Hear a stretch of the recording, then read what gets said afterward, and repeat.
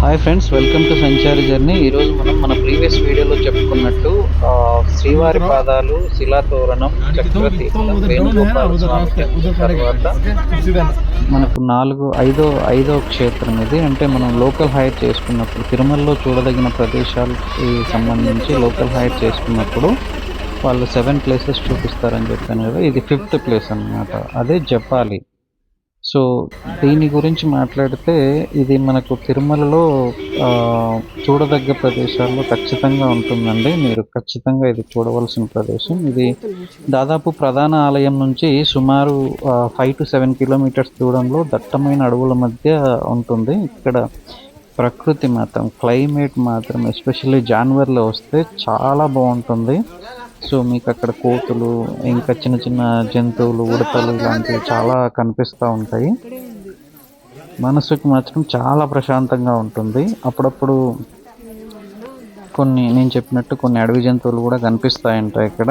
So పురాణాల ప్రకారం ఈ ప్రదేశంలో జబాలి అనే మహర్షి చాలా కాలం తపస్సు చేశారంట. ఆయన భక్తికి ప్రసన్నమైన ఆంజనేయ స్వామి ఇక్కడ స్వయంభుగా ప్రత్యక్షమయ్యాడని నమ్ముతారు.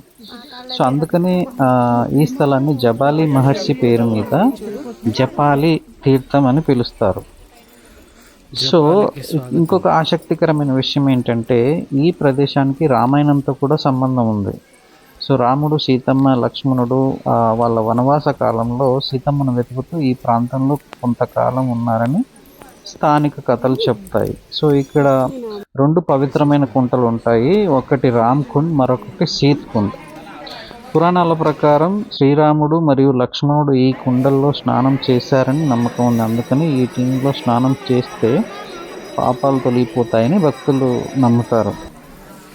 అండ్ ఇంకొకటి ఏంటంటే చరిత్ర ప్రకారం ఈ ఆలయం సుమారు 15వ శతాబ్దంలో విజయ రాఘవ రాయల కాలంలో నిర్మించబడిందంట.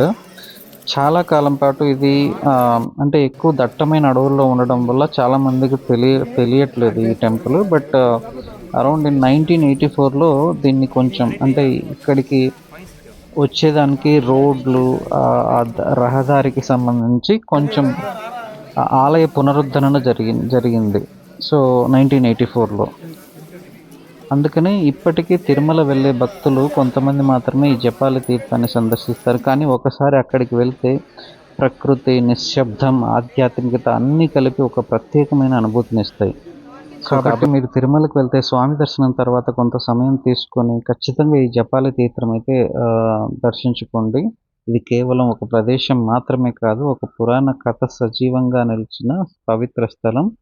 Thank you so much. ఇలాంటి మరికొన్ని విషయాల కోసం please subscribe my channel. Thank you.